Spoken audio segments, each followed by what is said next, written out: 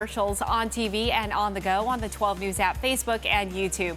Hey guys, it's Tram here. In today's Talker, we are now 6 months away from the start of the Olympics in Tokyo. So we want to know, what's your favorite part of the Olympics? Is it the opening ceremony, swimming, gymnastics, or track and field?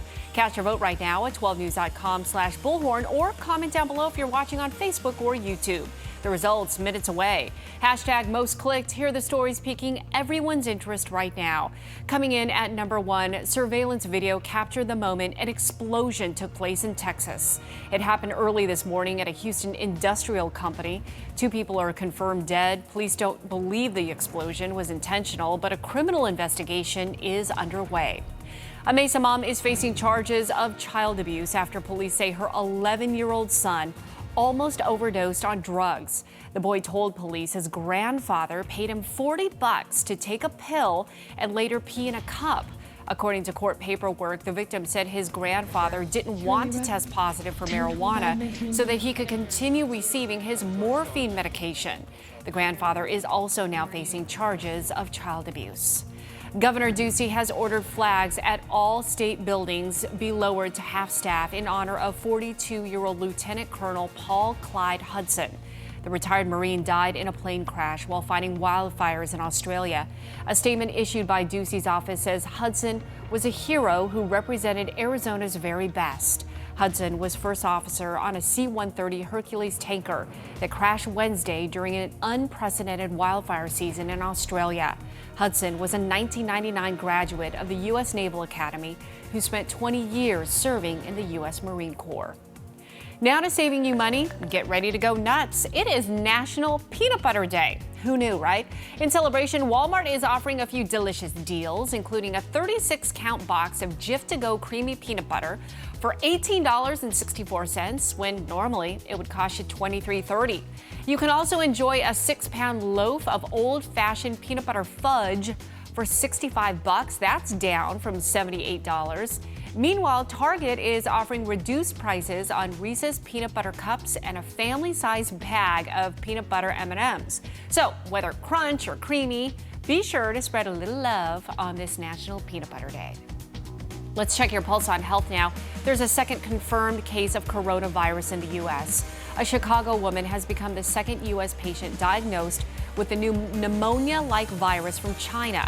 According to health officials, the 60-year-old woman returned from a trip to China on January 13th without showing any signs of illness, but a few days later, she called her doctor to report feeling sick. The CDC says the risk to the U.S. public remains low, but more cases are likely. At least 26 people have died from the virus in China. The World Health Organization first reported the virus back in December. Well, if you're thinking about lighting up and driving, don't. Experts say people who smoke a lot of marijuana are likely to still feel the impacts of the drug long after it's out of their system. That makes it really dangerous for them to be on the road, even when they haven't smoked. Researchers say people who started smoking marijuana earlier in life are more likely to have lasting effects of the drug in their system longer. Well, we keep talking about how bad this year's flu has been, and in Arkansas, it's actually shutting down an entire school district there. More than a quarter of their students have been absent, and a growing number of teachers are becoming sick. The district says a cleaning service has been hired to help disinfect to stop the spread of the flu. Well, get ready for a great-looking weekend. Here's Jamie with your forecast for 411. Good afternoon, folks. Here we are talking about temperatures for today, still reaching for those low 70s around the valley, 40s and 50s around the plateau. Sedona and Prescott ending up at around 60. We'll find some low 70s as we look to the west side of the state. Now for tonight, temperatures dipping down into the 40s once again, so we are going to be starting out with the jackets. But as you get into those afternoon hours, we are going to be talking about, again, another round of above normal temperatures. That will be the trend for the 7-day forecast. So we'll find more of those low 70s around the valley as we continue into the weekend, as well as going right into early next week. Let's take a look at that futurecast. Now, we do have a little bit of passing cloud cover for today. For Saturday, lots of beautiful blue skies overhead. But as we get into Sunday, keeping an eye on the northeast corner of the state, could find some light showers in that direction. So some light high country showers right there. Sunday night going into Monday, and temperatures continue to stay near 70. Well, as we said earlier, we are now 6 months away from the 2020 Olympics. The Summer Games will kick off in Tokyo on July 24th. Nearly 9 million fans have already applied for tickets to a record number of events. There will be 4 new sports: karate, skateboarding, climbing, and surfing. 31 athletes have already made it on the Team USA roster, with more than 600 expected to qualify after June's Olympic trials, including Simone Biles and Katie Ledecky.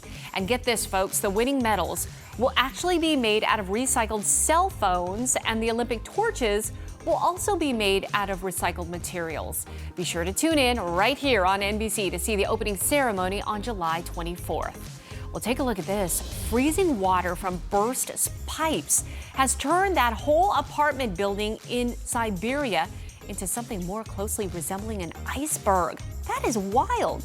The building is home to a dozen families. It was previously owned by the Russian Defense Ministry and provided housing for the families of military personnel. Wow, looks completely deserted. Well, now let's go to our nation's capital, where it is the final day of opening arguments for House Democrats in President Trump's impeachment trial. Lawmakers spent the last 2 days arguing their case on why the president should be removed from office. President Trump's legal team says they are ready to take center stage this weekend. Well, there's a new challenge going viral on social media thanks to the great Miss Dolly Parton. Dolly posted this picture a couple of days ago showing what would be the right profile picture for LinkedIn, Facebook, Instagram, even Tinder. Caption: "Get you a woman who can do it all." The post has been liked almost 450,000 times. And now other celebs are taking part, like Ellen, who captured her picture, "When my agent asks if I can play different roles." Not bad. That post has gotten more than 1 million likes. Well, former NFL wide receiver Antonio Brown has been arrested. The 7-time Pro Bowler, turned himself into police a day after a warrant for his arrest was issued. The 31-year-old was booked on 3 charges, including 1 count of burglary, 1 count of battery, and 1 count of criminal mischief. Brown appeared in court today. His bond was set for $110,000. A judge has also required him to wear a GPS monitor and take a mental health evaluation. He's not allowed to have weapons or use any social media. Well, this is a cool story. A Florida brewery has come up with a pretty awesome way to help shelter dogs find their forever homes. Motorworks Brewing in Tampa Bay is teaming up with a local animal shelter to put the precious pups up for adoption right on their beer can labels. I love it. The beer is being sold in 4 packs for $9. It's so popular that the brewery's sales and marketing director say they might even have to brew more. The best part? 2 of those dogs have already been adopted. That's awesome. Well, time now for A to Z 60, where we celebrate the people, places, and things that make the Valley so awesome in just 60 seconds. It is all about science, technology, engineering, and math for our kids right now. But if they aren't a natural scientist, Trisha found the perfect place to help them boost their test scores. Welcome to the first STEM tree in Arizona, one of several locations across the country. When kids come in, they take a 30-minute assessment, then the fun begins and they get to work. They learn about robotics, science, coding, and engineering with electronics and electricity. You ready? Everything is hands-on. It's not like school at all. Over again. One of the most exciting brain workouts kids get to take part in is the Van de Graaff machine. It shows how positive electricity is generated. If you talk to people from like Intel, they'll say, we don't have people that are qualified to hire because, you know, this wasn't happening in the schools. These kids are the kids of the generation that are going to need it. Instead of a 30 or 40-minute class at school, these kids get 90 minutes to complete each workout. When they finish the program, they get a certificate to take home. And that's your A to Z 60. Seriously, it does not get better than that. Awesome. Well, back to today's talker. As we mark 6 months out from the Olympics, we want to know, what's your favorite part about it? Is it the opening ceremony, swimming, gymnastics, or track and field? And right now, a majority track and field events at 43%. Second runner-up, opening ceremony. That's always so beautiful. Keep on voting on 12news.com/bullhorn. And those of you watching on Facebook and YouTube, feel free to comment down below. Time now for the look ahead, the stories you'll be talking about a little later on today. Coming up on First at 4, we are profiling the top gymnasts to watch at the 2020 Olympic Games, including the incredible Simone Biles.